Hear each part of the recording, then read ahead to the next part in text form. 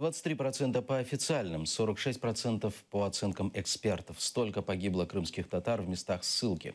За 3 дня вывезли более 220 тысяч человек. Об этом рассказал председатель Меджлиса Рифат Чубаров на встрече с представителями украинского МИД и дипломатами из разных стран. Россия в Крыму продолжает политику Сталина, уверен глава Меджлиса Рифат Чубаров. У оккупационных властей та же задача – очистить полуостров от крымских татар. Только методы другие, гибридные. Запугать и создать все условия, чтобы люди сами уезжали.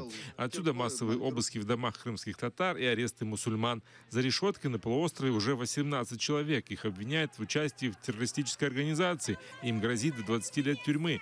В то же время российские власти намерены готовить молодых крымских татар для борьбы со своим же народом. На полуострове вынашивают планы создать крымско-татарский казачий отряд.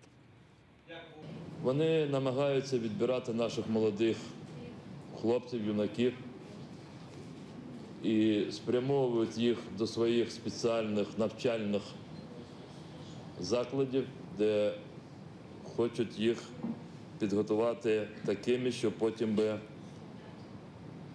виступали проти свого народу.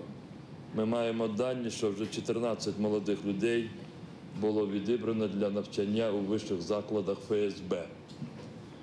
Їх спрямовують на ці заклади, які знаходяться в материковій Росії, і їх там обробляють в спеціальних програмах. Тема Крыма всегда в повестке украинских дипломатов, заявили в украинском МИДе.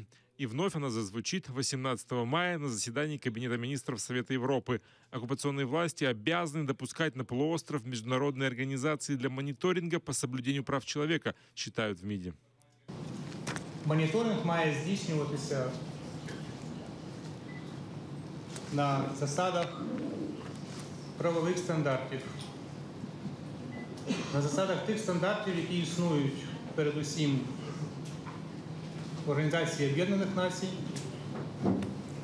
і в Раді Європи, де існують стандартні моніторингові процедури, в тому числі і на виконання конвенційних зобов'язань як України, так і Російської Федерації, яка є оккупационной владой в Крыму.